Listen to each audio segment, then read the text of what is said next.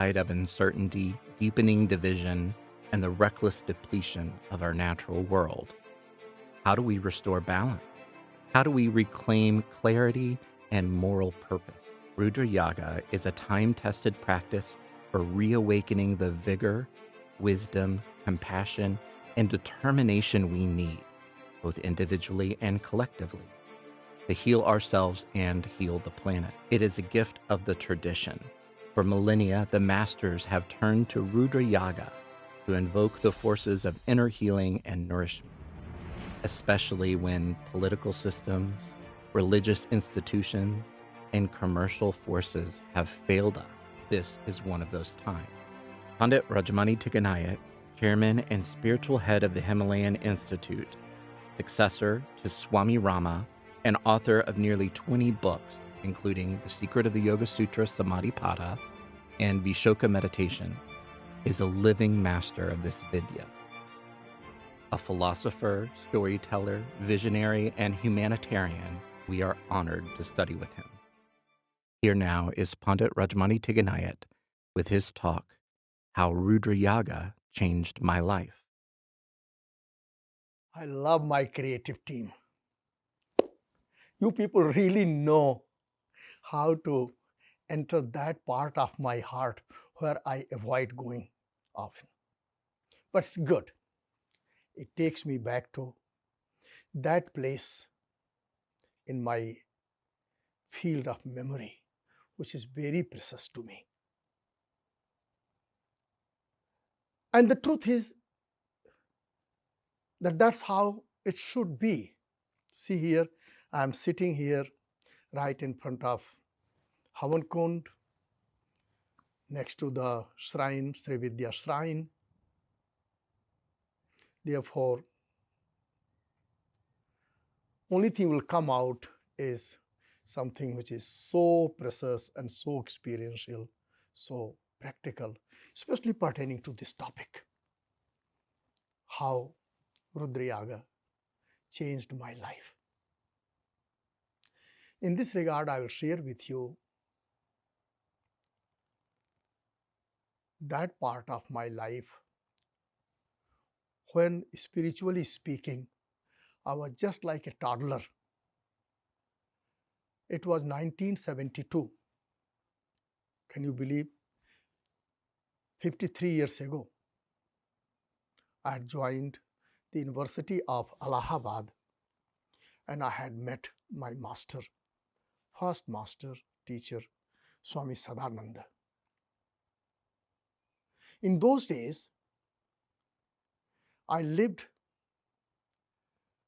at the iconic residence of the first Prime Minister of India, who was like right hand of Mahatma Gandhi.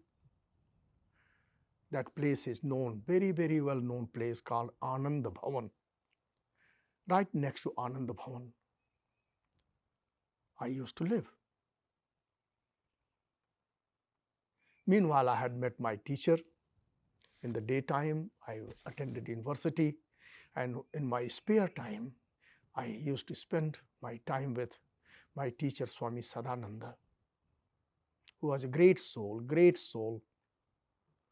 full of wisdom, full of experiential knowledge, and frankly speaking, full of miraculous powers which are described in the 3rd chapter of the Yoga Sutra. So he taught me wonderful disciplines, wonderful things, and that's where actually very, very first time I was introduced to Tantra Vidya, the science of Tantra. But I was having some difficulty. Quite consistently, I started my practice. First practice was practice of Gayatri Mantra. For a few days, for a few weeks, a month or so, I was very inspired. Then my inspiration and motivation used to slide. Then I needed a push. When I got little push, then again I was very much inspired. doing my practice. Then again, things used to slide. When I asked what to do with that attitude, behaviors, samskaras, the habit patterns, then he used to give me a little recipe, some formula. Do this pranayama, do this mantra, do this part of yoga, such and such asana, such and such bandhas, such and such mudras. That will help you. And definitely I could see that things were very useful. But again, everywhere, same habit pattern. Do the practice in a very, very rigorous way, in a very inspired and motivated way. Then again, other things took priority. And always there were some justifications. Well, I need to pay attention to my college. Well, I need to go such and such place. Such and such teacher has come to town. Such and such politician is so stupid. Such and such thing is happening at the university. I don't like such and such professor at my university. And so on and so on. Then here is cough, and then here is cold, and then here is fever. Every month of September, it was like a routine to get sick. And sick with what? Malaria. Then again 2 weeks, 3 weeks are gone into it. Then for few weeks there is weakness. Always there is justification, and those justifications were very, very real. Very real. So one day I had lots of such questions in my mind. And meanwhile, there were lots of things at the university campus was happening, which I just hated it. I was being warned that pay attention to your own mind. The mind is mostly that aspect of mind where there is anger being stored. Self-righteousness is stored. And in those days, I was very, very kind of active person in terms of my opinions. Politics and politicians were my least favorite creatures. But that's what you find in the society. And when things are not going well, then the kind of mind I had was very quick to blame politicians. When things were not going well in the field of some social and ethical and moral aspects of life, then just catch hold of the spiritual teachers, religious leaders. That was my habit I'm sharing with you with all humility. So one day I was really just tired of myself, and I was tired of this kind of behavior. So I said, today I'm going to go to my teacher and I will put all of my problems at his feet, and I'm going to be honest. I'm going to be very, very realistic. I picked up my bicycle and I was going to his ashram. Between the place where I lived and the place where I was going, where my teacher lived, at the bank of Ganges, there was big Indian army cantonment. It was the main road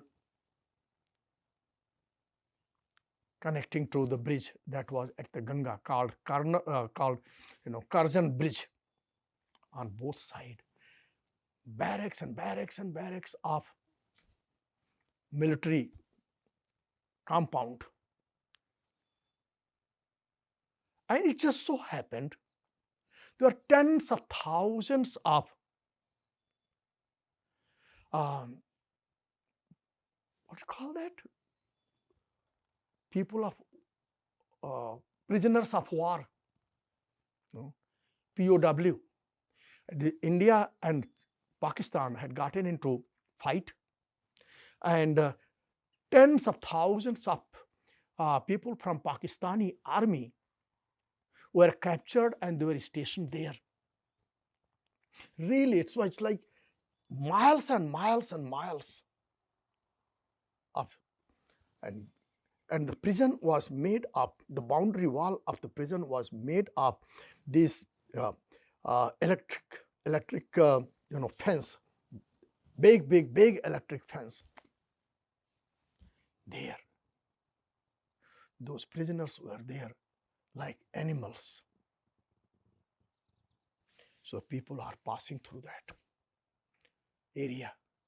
As I was, people are passing all kinds of comments. Look at, our government is ugly, nasty.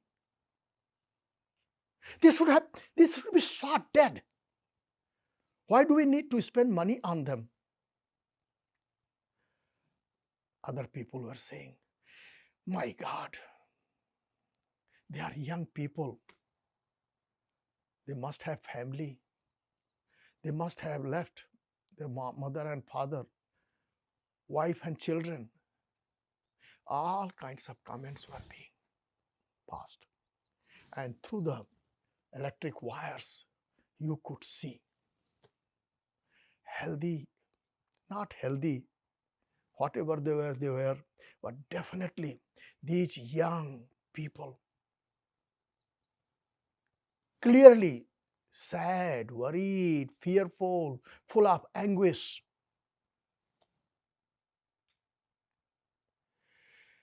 My mind shifted. By the time I reached the place of my teacher, I had millions of questions in my mind. Why my pranayama practice is not bearing fruit? Why my mantra is not bearing fruit? Why God has assigned me to why God has awarded such a punishment, which is this life itself is like a punishment.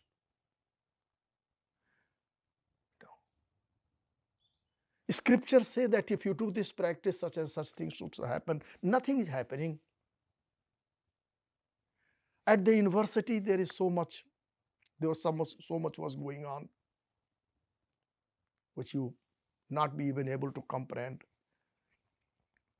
And here, my mind was also so much distraught that these people, they just look like Indians.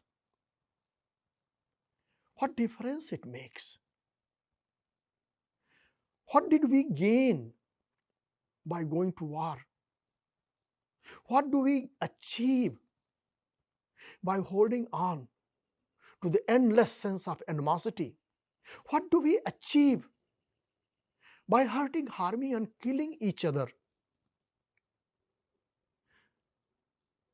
Is it really that only things really get very, very bad, then one day God incarnates and He fixes things?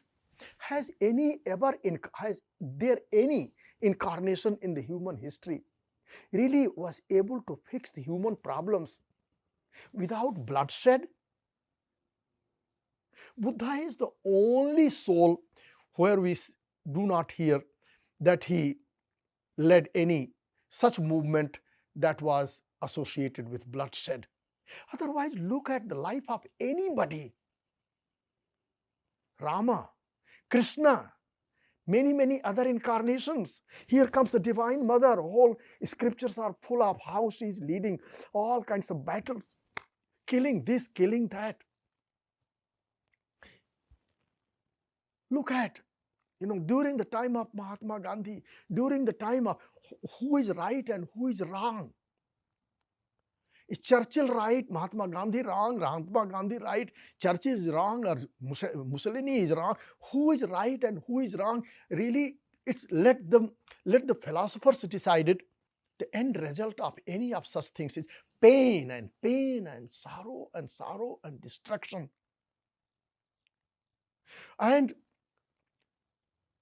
reconstruction, rehabilitation is not yet fully completed. And here comes the next round of war, next round of fight, next round of destruction. And what gets destroyed? Not only cities, not only the flora and fauna, not only it creates destruction to our environment, quite unacknowledged destruction of our own heart. Historians write about the rise and fall of empires, the conquest and the defeat of kings and the armies. What remains completely unnoticed is how much damage it has created. It creates to our minds and our hearts. Swamiji, then I asked my teacher, Swamiji, why is all this thing? What is the solution for all these things? To my surprise, you know what was his answer? When you left your home to come to my ashram, is it that's what the questions were in your mind? I said, no. I was more intent on asking questions related to my personal growth, personal development, personal failures, personal pain, personal sorrow. I had Swamiji already looked at, reflected on myself. Where is my vanity coming in the way of my growth? He said, what happened to all those questions? But Swamiji, because I just saw all these prisoners of wars. And really, I'm telling you, today, as I speak here, I'm hearing this gigantic prison. I had never ever heard, but lately, just in the last few weeks, I'm hearing about the prison in El Salvador. And I guarantee that the prison I'm talking about worse than El Salvador. I'm quite confident about it. If not worse than that, then at least as good as El Salvador prison. Swamiji, it hurts me. He said, see here, mind is constantly looking for disturbance. You know why? Because there is inner unrest.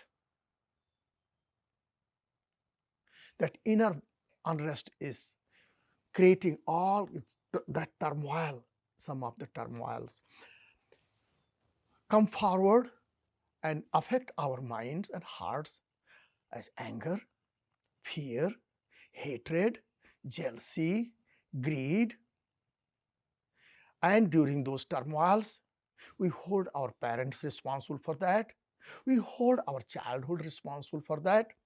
We hold our, the adopted parents responsible for all that. If we do not find enough reasons to support and act, in response to our inner turmoil by going to that aspect of life, then the religious leaders, political leaders, this God, that goddess, that temple, that belief system, if that is not enough, then we go after system of medicine, Ayurveda, homeopathy, this doctor, that nurse. Swamiji, what's the solution to all this thing? Solution to this is that you have to be practical. What does it mean to be practical? He said, see here, when you analyze what you or everybody else is really interested is the how may I find real freedom, real fulfillment? How may I rise above all of my internal and external unrest that is blocking my path? So Swamiji, what is to be done? He said, that is when he introduced Rudra Yaga to me. How do you? I thought, Swamiji, any yaga means Rudra Yaga, and I had heard these words Rudra Yaga, Sri Yaga, Mahayaga, Pusti Yaga, Jyotistoma Yaga, many yagas I had read in the scriptures. Everywhere I had gotten the hint that it is good practice. And you have to have bunch of pandits, bunch of priests, bunch of scholars. They sit down and they do the practice for you. They do the practice for society. They do the practice for your family. They do the practice for the sick person who is hospitalized. I said, Rudra Yaga? Swamiji, isn't that at the core of Rudra Yaga is Mahamrityunjaya mantra for healing, mantra that is somehow meant to avoid or conquer death, and it is done by someone else for you. He said, that is the problem. The Mahamrityunjaya mantra that you are talking about, that is done by the priests, those who hardly ever practice themselves. How can one drowning person help other drowning person? How can a person who himself is so helpless and crippled can come forward and rescue others? Furthermore, this is a very bizarre habit human beings have formed. They go to temple, they go to holy places, they go to the places of worship. They bow their head. A priest, a swami, a guru, a pandit comes forward and gives a prasad, some blessed food, and respectfully you take that and say, I'm blessed, I'm blessed. Few minutes later, same pain, same sorrow. Few days later, same anger, same hatred. So this way just it goes on and on and on. So Swamiji, what is again still I'm not getting any solution. Solution is that there has to be a system. System is made of sequence of practices. Those sequence, the sequence which you have to follow has to be very well defined. When you walk on that well-defined steps, and when all the secondary practices are properly arranged, it's called method. When that method has been gone through a great deal of trial and testing, and over a period of time, we have come to see that it really works, then it's called a tradition. So Swamiji, what is my problem here? So Swamiji says, your problem is that there are so many unknown, unforeseen factors sitting right there deep in the deep recess of your own mind and heart. They are called vasanas, samskaras. They are called subtle impressions of the past. They are called, you have formed a habit of hopping from here to there. A part of you has turned into mantra shopper. Avoid that tendency. A part of you has become too intellectual. You learn yoga and you learn a system of breathing, pranayama, and very soon you want to outsmart your teachers, those who have been teaching you. Result, that you start experimenting things in a manner which you do not realize whether or not they are useful or harmful. Swamiji, please be more specific. So he told me about a system of breathing, very simple system of breathing, where you inhale, then retain it, then you exhale. And that practice I have been doing. Now he tells me how to coordinate Mahamrityunjay mantra. And I said, Swamiji, this is a very long mantra. Then he laughed. He said, yes, this is what you find in the public domain. Long mantra. Om Triambakam Yajamahe Sugandhim Pushti Vardhanam Urvarukmiyu Bandhanan Mrityor Mukshi Mamritat. This is available in the public. It is in public domain. Anyone can. It's written everywhere. People put it on tape recorders. People have made, of course, in those days, CDs and those things did not exist. But yes, I used to hear this thing on loudspeakers very loudly. Om Trayambakam Yajamahe Sugandhim Pushti Vardhanam. On the loudspeakers. So, Swamiji, is it wrong? No, first thing, the intention behind it. Because Islamic people have their prayer early in the morning, so how can Hindus be behind it? So they also put everything on the loudspeaker. Second, so that is not the right intention, right reason. And also, steps have been missing. The very, very first thing is, just as you are planting a garden, what do? First, you put the seeds in the soil. Even before putting the seeds of your flowers or any other plant, you prepare the ground.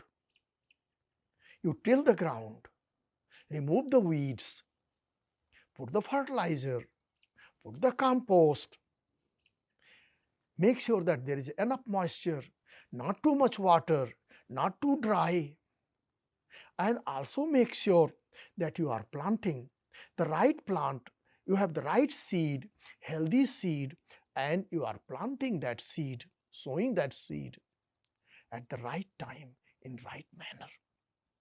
Everything together enables that seed one day to sprout. And then you continue tending that sprout, it turns into plant. Then as the time passes, one day it blossoms. Then one day it has flowers. Then one day it has fruits. Then one day the fruit ripens. So you start with seed and you just keep attending the seed. Then one day that tiny little seed will turn into a wonderful tree, wonderful plant.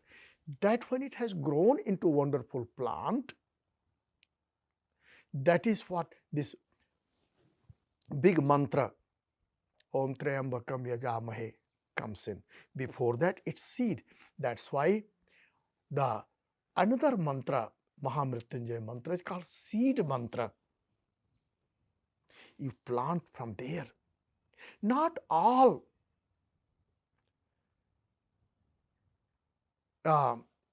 stems, branches, you can just put in the soil and it suddenly starts growing.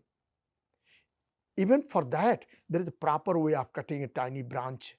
There is a proper way of grafting it. Whole methodology is there. Therefore, first you begin with seed. What is that, Swamiji? I have never heard. Then he gave me seed mantra. which is just only 3 syllables long. Super potent. What should I do? He said, now combine this seed mantra with your pranayama. Combine with this seed mantra of Mahamrityunjay with your asana practice. Combine with this seed mantra with your bandhas and mudras. Then one day, you bring the same seed mantra in one of your chakras. Then tend it, attend it. Then that seed mantra in that particular chakra in your body with the nutritious fertilizer of love, bhakti, compassion, kindness. What should you avoid? You avoid, make sure that there are no weeds, there are no insects, there are no bugs eating up the plant that you have planted. What are they? Anger, hatred, jealousy, greed, attachment, violence.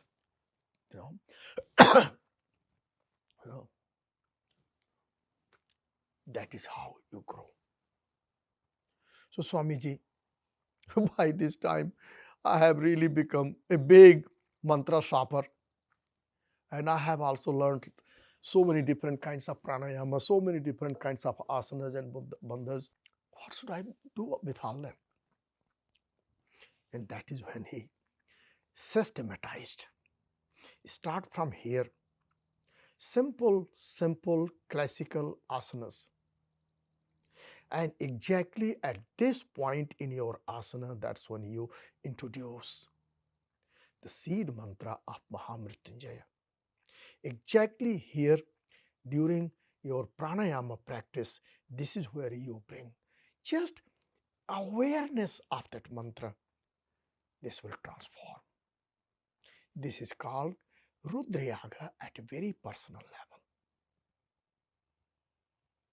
You are planting the seed of Rudra, the life force, which we need to succeed in any aspect of our life, spiritual or worldly. But Swamiji, so what about this big group practice which people have when there is a disease, when there is natural calamities and so on and so on? That's when people organize Mahamrityunjaya mantra, they call it Rudra Yaga. He said, yes, that also has its own virtue. Remember, when we are a small child, when we are just baby, sitting in the crib, moving our legs and feet around, that is called learning to walk. It takes, so every movement child is doing is learning about life, learning to get up, learning to walk, learning to talk, learning to think, learning to interact. Little smile, little cry, little movement of hand and feet. All this is part of learning about the life's quest, getting ready for life's quest. Same thing is here. Then one day you start walking. You fall so many times. Each time you fall, that becomes a ground for your success in the next step. It's not called fall, it's not called failure to walk. It's called preparing your muscles so that they are healthy and strong to walk. Even crawling is a way, it's a preparation toward walking. Then one day you start walking, then you run, then you shout, then you sing, then you get into fight. All this called part of life. That is how your personal practice is what you are trying to achieve one day, or what you are supposed to achieve. Same thing is true here with the practice. Okay. Same thing is true with the practice. That little components that we are arranging, around our main practice, one day it becomes big and mature. That is how one day automatically we become part of group practice. How? See here, how little we know and how little we care that what is happening in Washington DC, what is happening in Beijing. We really don't care when we are kids. We laugh and giggle and we find our pleasure in a lollipop. Okay, then by the time we are at the university campus, we are charged with our opinions. We want to change the whole planet. How did it happen? Because that little book, Humpty Dumpty, went up the wall or whatever, all that added to the reading of encyclopedia. That little, experiments we did with onions, in our second grade, third grade, biology class, to look at the cells, and that enabled us one day to become a rocket scientist. Okay, all this is how exactly when we are trying to understand our own mind and heart, when we are trying to give a shape to ourselves, suddenly one day we reach a place when we are inspired and we have capacity to take charge of our destiny and go to Washington DC, or go to the St. Francis of Assisi, go to Varanasi, study with this master, study with that master, put together so many different religious ideas, philosophical ideas, and one day evolve into Mahatma Gandhi and Martin Luther King. How did it happen? Because Mahatma Gandhi started with same very diaper which we started. At some point, he grew up. Same thing in our practice. Start with this kind of simple sounding Rudra Yaga practice. 2 years, 3 years, 4 years later, you look back and say, my God, where is the source of enthusiasm, courage, and indomitable will? How did I end up here? How come so many ugly things are happening out there, and I'm sitting here quiet on one hand and thoughtful on the other hand? Why am I not upset? Why am I not shouting? And at the same time, where does this positive thought, constructive thought comes? Okay, this is called wonder. That's how it happens. That's how it happens. Therefore, Rudra Yaga that I'm talking about, I don't know when, where, and how, in a much more mystical world and mysterious way when I started, but I can see in 1973, early 1973, things started taking their own course. Then one thing led to the next, Then finally, same very Rudra Yaga related practice, Mahamrityunjay mantra related practice, made me become interested in the study of the Vedas and the Upanishads, in the study of Tantra Vidya. That took me to this scripture, this sadhana, that sadhana, and finally I ended up here at the Himalayan Institute. Finally, I ended up, being part of your life by being part of your sadhana, your practice. This is an amazing path. So what do I advise you? That please, wherever you are, whatever stage of your evolution you are, just be there and remember what you did before has done a great job in terms of your personal growth, and be inspired to keep moving, to move forward, keep walking. And in that process, remember, you will be able to succeed in your endeavor only when you are healthy and strong, clear and energetic. And Rudra Yaga related practice is exactly for infusing our body and mind with that sense of vitality, confidence, vibrancy that we need in order to really understand what is good and healthy for us, and that vitality, strength, stamina, clarity, and vibrancy we need to put our knowledge into action. This is what this practice is all about. I hope I shared what I shared with you will understand. As far as the problems that we see in the world and the healing in our own personal life inside us and the healing that we are seeking in the external world is concerned, the good and bad in the world have coexisted. Okay, there are good leaders, there are not so good leaders. There are good times, there are not so good times. But in each time and in each place, in each point in history, there is never like complete chaos and everything is falling apart. No, always there has been an island of excellence. It's totally up to us how to identify the right place, right time, and right methodology to create that an island of excellence, and how to live in that island. If we cannot create the entire island of excellence, then at least we can definitely create a beautiful, beautiful bubble, safe and sound space in which we can live peacefully and we can live with our conscience.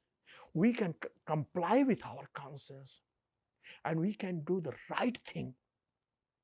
And while living in that bubble, time to time we can come out from that bubble, look around and invite some other friends, other fellow beings for a dinner party in our tiny little bubble. Let them see that there is a beautiful bubble full of safety and security, completely free from fear and violence. That much every human being can do. You can do it, I can do it. People have done this in the past, and people can do in the present, and people can do in the future. This is the summary of Rudra Yaga. Thank you very much. God bless you all. Thank you at home for joining us. You are warmly invited to take the next step in Rudra Yaga, Healing Ourselves and Healing the Planet, an in-depth course led by Pandit Rajmani Tigunait, open to everyone. Early access to this course begins on May 20th, and the study continues at a self-directed pace through June.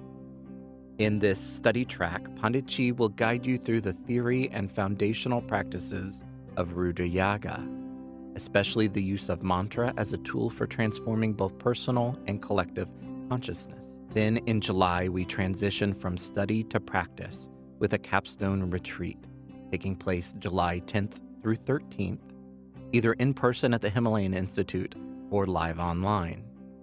During this powerful experiential weekend, you'll engage directly in the practice of Rudra Yaga, featuring daily havan and 3 live lectures with Panditji. Now is the time to step forward, to heal ourselves and heal the planet. Learn more and register at himalayaninstitute.org/online. Thank you.